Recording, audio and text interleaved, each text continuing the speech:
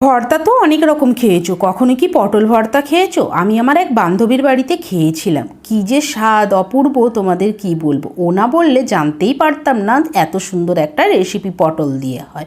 তো পটলগুলো এরকম ছোট করে কেটে নেবে, তারপর একটু জল দিয়ে নুন দিয়ে একটু হালকা সামান্য ভাপিয়ে নেবে। এবার মিক্সিং বলে দিয়ে দেবে রসুন, কাঁচা লঙ্কা, সর্ষে আর ওই পটল ভাপাটা দিয়ে সুন্দর একটা পেস্ট বানিয়ে নেবে। এবার প্যানে দেবে সর্ষের তেল, ভর্তাতে তো সবসময় সর্ষের তেলই দেয়। এরপরে দিয়ে দেবে কালো জিরে আর শুকনো লঙ্কা ফোড়ন, তারপর পেঁয়াজ কুচি দিয়ে পেঁয়াজটা যখন লাল হয়ে আসবে লঙ্কার গুঁড়ো, হলুদ গুঁড়ো আর নুন দিয়ে ভালো করে নাড়াচাড়া করে বেটে রাখা পটলটা দিয়ে দেবে।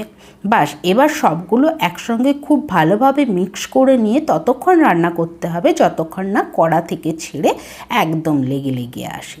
দেখো আমার পটল ভর্তা একদম রেডি। উপর থেকে একটু সর্ষের তেল ছড়িয়ে দাও আর গরম গরম ভাতে খেতে এটা